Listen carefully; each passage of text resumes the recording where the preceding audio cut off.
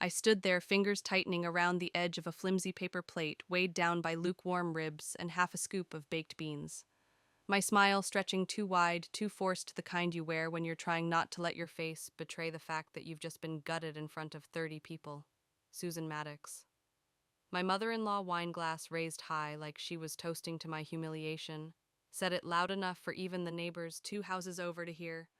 She's a terrible mother, just like she was a terrible wife. There was a ripple, a mean little wave of laughter.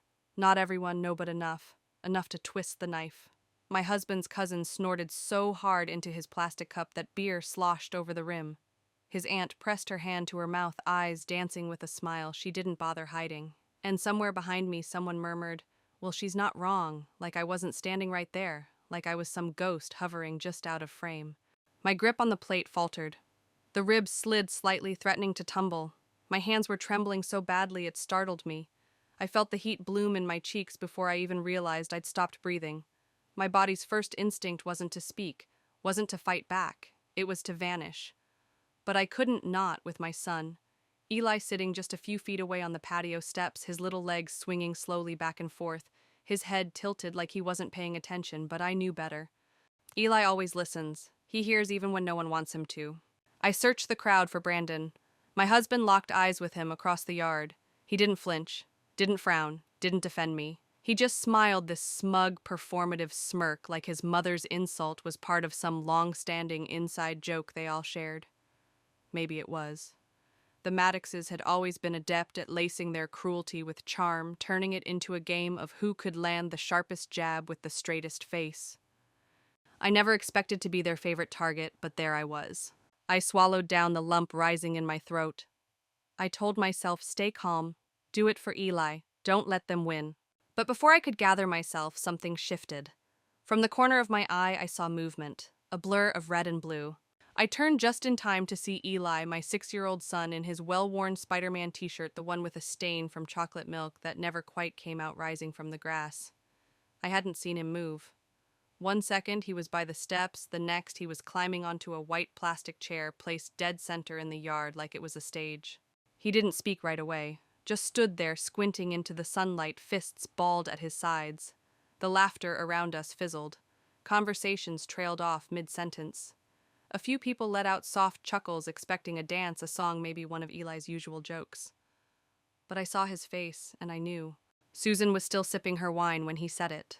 "Grandma," he said, voice clear and steady like it had practiced in the quiet corners of his room. "I have something Dad doesn't want you to know." Time hiccuped. Just like that, the atmosphere around us cracked. The last bits of laughter died instantly. Plastic cups hung midair. Someone dropped a napkin. Even the kids chasing each other by the fence slowed to a confused stop. Brandon, standing under the shade of the oak tree, straightened suddenly. His spine stiffened like a man realizing the floor beneath him was starting to give. "Eli," he called out, tone too cheerful, too loud. "Come on down, buddy. Let's not make a scene." His arm was already half lifted like he meant to retrieve him, pull him back down before he could say another word. But Eli didn't move. He turned his gaze to Susan, looking right at her, his big brown eyes wide but unwavering. And he said it again, louder this time, like he wanted to make sure no one could pretend they didn't hear. "Grandma, I have something Dad doesn't want you to know." The silence that followed was more than quiet. It was oppressive. I could hear the wind chimes clinking gently from the porch like distant bells marking the start of something sacred or dangerous. Nobody moved, nobody dared breathe. Something irreversible was about to happen, but it wasn't coming from me, not from my rage or my pain. It was coming from my son.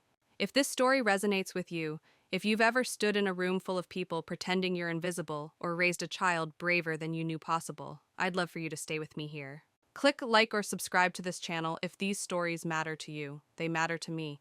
And maybe if we keep telling them, they'll matter to someone who needs them most. Now back to the moment that changed everything. I didn't walk into that backyard barbecue trying to make a statement. I wasn't there to win anyone over or to prove I was doing just fine without Brandon. I went for one reason, Eli. He'd been asking about his cousins for weeks, his little voice laced with that hesitant hope kids get when they know the answer might be no, but they ask anyway. He missed them, wanted to run in the grass with them, show them how fast he could go, now how much better he could climb trees. The first few times Brandon asked if I'd bring Eli to the annual family get-together, I didn't even consider it. I knew what that backyard meant, not just the place, but the atmosphere. A minefield disguised as lawn chairs and lemonade. But the night before the barbecue, I found Eli in bed, flashlight pointed at the ceiling, tracing slow circles across the tiny glow-in-the-dark stars we stuck up years ago. He didn't look at me when he said, "Mommy, I don't want them to forget me." That was it. That's all it took. So I said yes against my better judgment, against Lindsay's very loud advice. My sisters never had much patience for decorum. When I told her I'd agreed to go, she narrowed her eyes and said, "Rachel, those people don't get to humiliate you twice. Don't bring the curtains to their show." I promised I'd stay quiet, keep my chin high, and leave early. No confrontations, just smiles, small talk, and a quick exit. I wore jeans and a plain navy blouse. Nothing too bright, nothing too soft. Neutral armor. Eli insisted on his dinosaur sneakers, the ones with tiny green footprints stamped on the soles. He said they helped him run faster. We arrived 20 minutes late deliberately. I'd hoped skipping the opening wave of greetings would buy me some space. But the moment I stepped through the side gate, it hit me, that thing you feel in places soaked in unresolved tension. It was like walking into a room where a fight had just ended, but no one told you. Brandon greeted us with that polished charm he's always worn like cologne. Wide grin, half hug, still wearing his sunglasses, even though the sun was already behind the house. "Hey, look who made it," he said, crouching to high-five Eli. "There's my guy. Burgers are up, juice boxes by the cooler." Then he turned to me, or rather past me. No hello, no eye contact. Just that subtle dismissal, like I was the nanny, not the mother. Susan stood up on the deck, swirling her sangria like it was a prop in a stage play. She waved at Eli with her trademark tight-lipped smile, then leaned toward whoever was standing beside her and said, clear as crystal, "Well, at least she can manage to deliver the child on time." I didn't react. Not externally, but inside my stomach curled. Pretending not to hear is a survival skill I learned in my marriage. You become fluent in silence. I found a quiet spot near the fence, far from the grill and the patio furniture clusters, where I could watch Eli without being in the splash zone of the gossip. A few of Brandon's cousins drifted by. One of them, I think her name was Jessica, gave me a sideways glance and said, "I don't know how you do it. I'd lose my mind doing it all alone." I smiled. "You just do what you have to." What I didn't say was that I had lost my mind, quietly. At 2:47 a.m., crying over a broken sandal strap and a therapy bill that didn't fit the budget. I'd unraveled in the dark when no one was watching and stitched myself back together before dawn. Eli was racing across the lawn, squealing through the sprinkler with his cousins, his hair plastered to his forehead, joy radiating from every limb. That was what I held on to. But Brandon's family has a way of turning even joy into a test. Every moment felt like a trial. Every laugh was a judgment. Susan, especially, has perfected the art of slicing you open under the guise of concern. At one point, she remarked, "Eli looks taller. Must be all the preservatives in those microwave dinners." I had just taken a bite of potato salad when she said it. And then out of nowhere came the line. "She's a terrible mother," she said, wine glass raised again, just like she was a terrible wife. No warning, no setup, just the blade right between the ribs. The laughter came in flickers, nervous, entertained, complicit. Not all of them laughed, but enough. Enough to make me feel like I was standing naked on that pristine lawn, draped in shame I didn't earn. From across the yard, I saw Lindsay. She hadn't planned to come, but 20 minutes after I arrived, she appeared like she felt something was off. She caught my eye, saw the tightness in my shoulders, and immediately started walking. She had her phone in her hand, already typing. Seconds later, mine buzzed. "Rach, we leave now. You don't owe them one more second." I looked back toward the flower beds. Eli was crouching low, coaxing a butterfly onto his fingertip, completely lost in the moment. He hadn't heard. I stayed, not for them, for him. Because I knew if I pulled him away right then, he'd feel it. He'd carry that confusion home, wonder if it was his fault. And I wasn't letting Susan Maddox take that from him too. So I stayed and I counted. I told myself I'd hit 60 and then we'd leave. At 30, I turned and Eli was gone. My heart skipped. My eyes scanned the lawn and then I saw him. Standing tall on a white plastic chair in the center of the yard, face flushed from the sun, damp hair curling at the edges, fists tight at his sides like he was bracing for impact. Everyone turned, the air paused. Eli had never done anything like this. He was the quiet kind, the kind who whispered questions at bedtime like, "Do clouds get tired, or do grown-ups have nightmares too?" He was my thoughtful one. Not loud, not theatrical. That was Brandon's specialty. So when I saw Eli standing on that chair, damp Spider-Man shirt clinging to his back, his tiny fists clenched tight at his sides like he was holding back an earthquake, My heart didn't sink from embarrassment. It dropped because I knew. I knew he had something to say. And I wasn't sure this crowd, this perfectly landscaped yard full of people who had always cheered the cruelty deserved to hear him. He looked like a 6-year-old about to testify before Congress, knees trembling slightly, chin tilted upward in quiet defiance. His face was set with the kind of focus I'd only ever seen when he was determined to finish a jigsaw puzzle meant for kids twice his age. "Grandma," he said again, this time louder, firmer, "I have something Dad doesn't want you to know." A nervous ripple moved through the crowd. A few people chuckled, unsure whether this was a joke or just one of those awkward kid moments you politely smile through. Brandon, of course, grinned his favorite stage mask and began striding toward the chair. One arm extended like he was about to pull a toddler off a tightrope. "All right, buddy," he said through gritted teeth, still wearing that hollow smile. "Let's not make this a whole thing." But Eli didn't even blink. His feet stayed planted, his voice steady. "It's not a scene," he said simply. "It's the truth." Brandon froze. The weight of that single sentence hit harder than any shouting match I'd ever had with him. It was like someone had cut the power to the entire yard. The stillness that followed was eerie, as if even the breeze had decided to wait and see what came next. Susan Maddox glanced from her son to me, her expression tight, annoyed, maybe even uneasy, but she was still riding the wave of superiority, still assuming this was nothing more than a child's outburst. "Let the boy speak," she said coolly, as if the moment required her permission. I didn't know what Eli was about to say, but I could feel it pressing against the silence like a wave pulling back before it breaks, heavy, inevitable.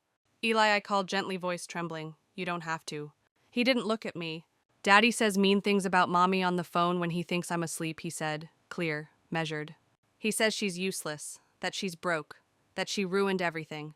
A hush fell so heavy it felt physical. A few people gasped. Some stared at their shoes. A couple turned away, entirely suddenly fascinated by their plastic cups. Susan stood there, blinking, lips parted, as if all her practiced lines had slipped away.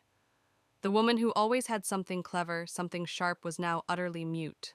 Brandon took another step forward. His face had gone pale. "Eli, we've talked about this," he said tightly. "You don't need to bring up private." But Eli didn't let him finish. "It's not private," he said, not raising his voice, just drawing a line with quiet certainty. "Not if it makes people sad." That was it. The moment the spell broke. Not with yelling, not with accusations, but with a child speaking truth so plainly it left no room for denial. Brandon stood there, jaw twitching, searching for someone, anyone, to back him up. But the faces around him had changed. The people who once chuckled at Susan's barbs weren't laughing now. Some looked ashamed, others just deeply uncomfortable, and a few were watching intently, like they were witnessing the fracture of a carefully built illusion. Susan tried to regain footing. "He must have misunderstood," she said, her tone clipped. "Children, they exaggerate." "They don't always," Eli replied, still calm. "I know what I heard." That was what cut the deepest. Not anger, not tears. Just clarity. He wasn't performing. He wasn't even trying to hurt anyone. He was just telling the truth. Lindsay appeared beside me, then quiet as breath. "You okay?" she whispered. I nodded, but I wasn't, not yet. I felt cracked open, like the private ache I'd spent years containing had been laid bare, displayed like a painting under harsh light for a crowd who'd only ever seen me through Brandon's twisted lens. But in that moment I wasn't ashamed, because for the first time they weren't just looking at me. They were seeing Eli, really seeing him, not as some weekend custody accessory, not as a photo op, but as a witness. Brandon muttered something I couldn't catch and stalked off toward the house. Susan didn't follow. No one moved for a while. It was like everyone had agreed in silence that something unspoken had just been shattered. Eli climbed down from the chair and walked toward me. I knelt to his level, brushed a bit of grass off his knees. "Why did you do that?" I asked softly. He looked up, those thoughtful brown eyes suddenly older. "Because you didn't say anything," he said, "and someone had to." I pulled him into my arms right there in the middle of that cursed lawn. He clung to me, warm, solid, real, his little heart beating hard against mine. And I realized then he hadn't just done it for me. He'd done it for himself, because he needed them to know he wasn't blind. That he'd seen the way Brandon twisted things, the way Susan used words like weapons. That the whispers and the silence and the smiling lies, none of it had gone unnoticed. I'd spent so long trying to shield him from it all, absorbing every hit, thinking I could wrap him in peace, even if it meant wrapping myself in lies. But he'd seen it anyway. Kids always do. They may not have the words, but they feel it. The shift in tone, the too long pause, the tight smiles that don't reach the eyes. They noticed the silence that stings more than any insult ever could. And now Eli had spoken. I stood up, wrapping my fingers around Eli's hand like it was the only thing anchoring me to the ground. Together we walked toward the back gate, my steps deliberate, steady. I could feel every eye tracing our path, a silent chorus of stares that didn't dare follow with words. No one stopped us. Not this time. On the deck, Brandon stood like a statue carved from pride and panic, arms folded, jaw twitching with indecision. I didn't look directly at him, but I didn't have to. I could feel his gaze boring into my back, weighing his options. Chase us, save face. But I knew Brandon Hale too well. He only fights when no one's watching. Just as my hand touched the latch on the gate, I heard her voice. Rachel, wait. I turned on instinct, expecting venom, expecting another passive-aggressive jab wrapped in that polished tone of hers. But Susan's voice didn't sound smug this time. It sounded smaller, fractured. She descended the deck steps slowly, her sandals tapping against the wooden boards, a nearly empty sangria glass still poised in one hand, like a defense mechanism she'd forgotten how to use. He's just a little boy, she said, as if that excused everything. He is, I said, my voice quiet but sharp. And somehow he still knows more about decency than most of the adults standing here today. She opened her mouth, maybe to defend herself, maybe to argue, but no words came. Just silence. And in that silence, for the first time, she seemed to feel the weight of what had just happened. I never told him to say anything. I said louder now, not just to her, but to everyone still pretending not to listen. I didn't put words in his mouth. I don't script his emotions. I just love him. That's it. Susan looked down into her drink like she was hoping it might swallow her whole. I don't need your approval anymore, I added. But I do need you to stop acting like I'm the only broken thing in this family portrait. I didn't wait for a response. I turned open the gate and walked out, Eli's small hand still nestled in mine, his grip steady as if he knew we were walking into something new and finally ours. Lindsay was already at the car, leaning against the passenger door with her arms crossed. Her eyes were glassy rimmed with quiet fury and pride. Took every ounce of my self-control not to throw that woman into the hedge trimmer, she muttered. Same, I replied, a shaky laugh escaping from deep in my chest. We buckled Eli into his booster seat. I climbed into the front passenger side, shut the door, and only then did I exhale, really exhale, for the first time since we'd arrived in that backyard. Lindsay started the engine. We pulled away in a silence that didn't feel heavy or bitter. It felt like release, like the noise we'd left behind had lost its power to follow us. That night, after Eli fell asleep with one sock on and his hands still smudged from sidewalk chalk, Lindsay and I sat on the couch with 2 untouched mugs of peppermint tea cooling on the coffee table. She looked over at me and said softly, "You know this changes everything, right?" "I know. Are you ready for that?" I didn't answer right away. I thought about all the years I'd tried to fold myself small just to keep the peace. About the lies I let slide, the insults I let pass, the smiles I wore like armor. "I think I finally am," I said. Something broke that day, but something else, something far more vital, had opened. I used to believe Eli needed protection from the truth, that he'd be safer inside the cocoon of my silence. But what he needed was permission to speak the truth out loud. And what I needed was to stop apologizing for being the one who walked away, even if it meant walking headfirst into their judgment. That moment, Eli on the chair, me at the gate, Susan, speechless, Brandon exposed, it didn't fix everything. But it shifted something that will never shift back. That's how healing begins sometimes. Not with an apology, but with the decision to stop waiting for one. The next morning, I braced myself for backlash, a text from Brandon, a guilt-soaked voicemail from Susan, a cousin messaging me about how I'd made a scene or put Eli in the middle. That was the usual routine. But this time it was quiet. No texts, no missed calls. Just Eli curled up on the couch, watching cartoons with one leg tucked under him, blissfully unaware of the transformation he'd sparked. Everything had changed. Later that afternoon, my phone buzzed. It was Lindsay calling from the baking aisle of the grocery store. "Have you seen Susan's Facebook post?" she asked, her voice barely able to contain the shock.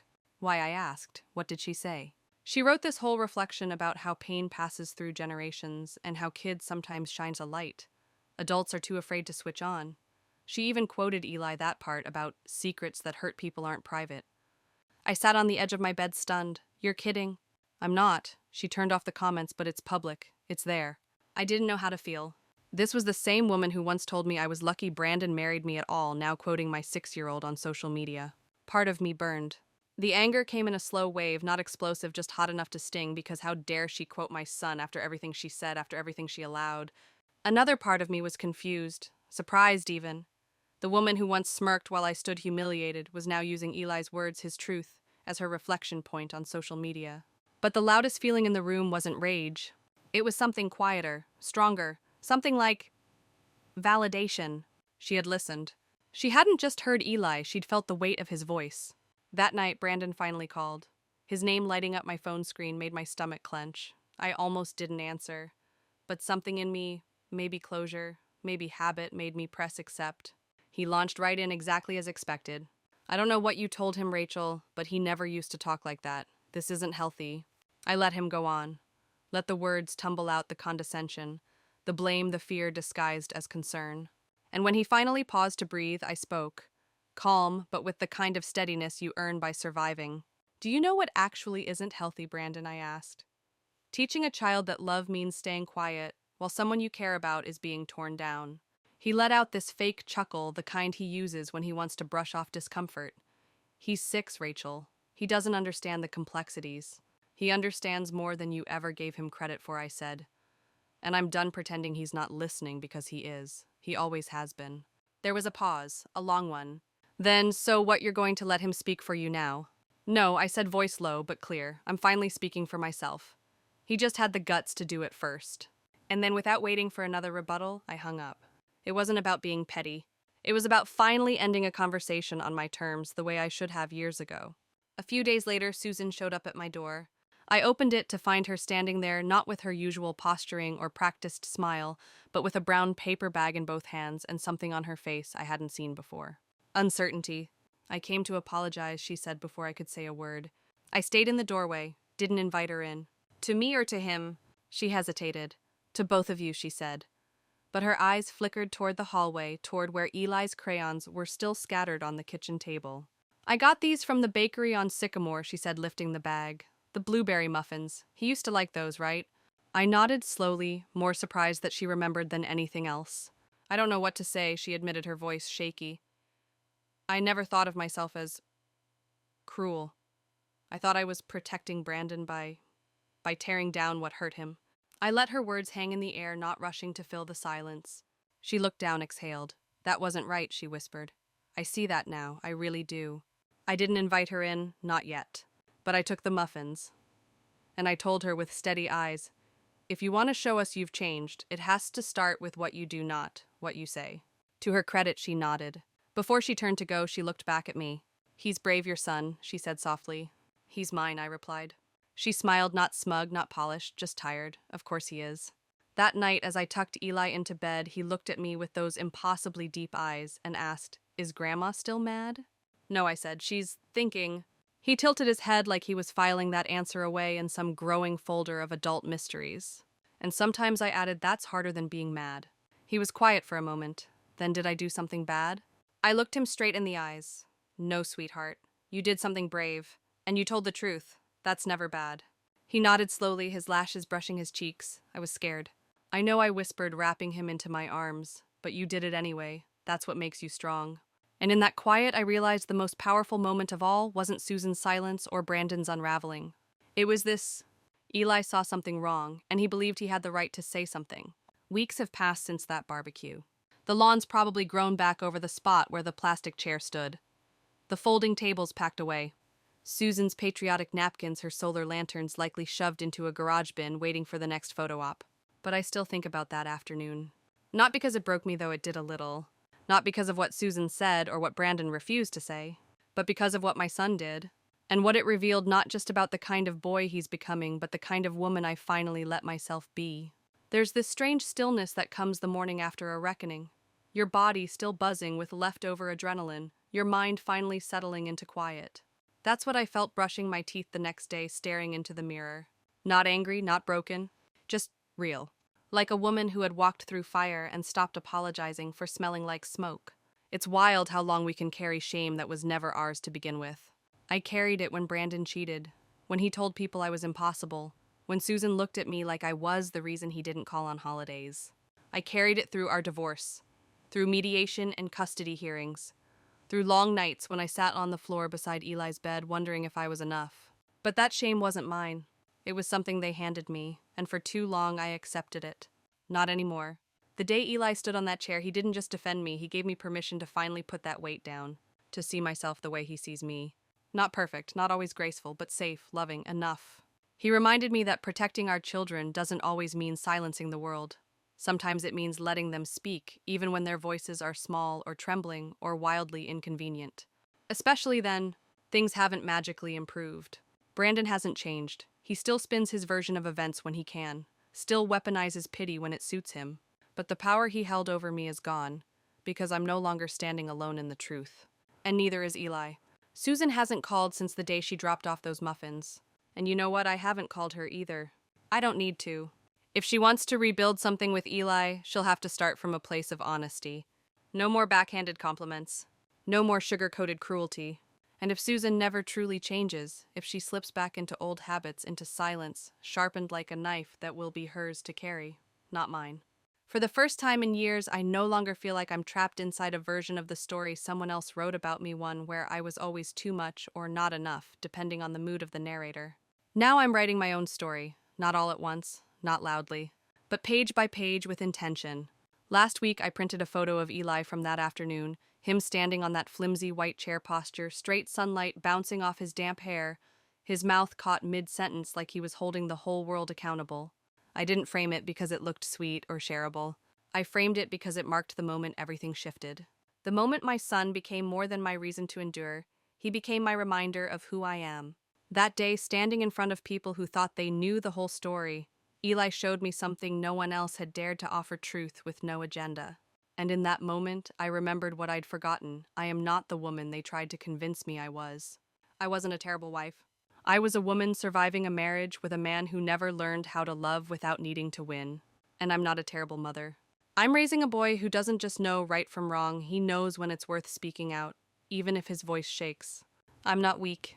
I'm just finished carrying shame that doesn't belong to me. So if you've ever been where I was frozen in place while people around you mistook your silence for surrender, I want you to remember something. It only takes one moment of truth to unravel a mountain of lies. And sometimes that truth comes from the smallest voice in the loudest room. When it does, let them speak, let them rise. And most importantly, stand beside them. Because the moment you stop shrinking to make others more comfortable is the moment you begin reclaiming your life. And once you take that power back, no one, not a man, not a mother-in-law, not anyone gets to steal it again. If this story stirred something in you, if you've ever been underestimated, dismissed, or quietly labeled too much or not enough, I hope you'll stay. You are not alone. Your voice matters. And if you felt something while listening, share this with someone who might need a reminder of their strength. Or drop a comment, share your thoughts or your own story if you're ready. I read every single one. This space is for anyone who's ever had to fight to be heard or fought to stay standing. And I'd be honored to have you here. Thank you for listening, for feeling this with me, and above all, for believing that truth matters. No matter whose mouth it comes from, I'll see you in the next one.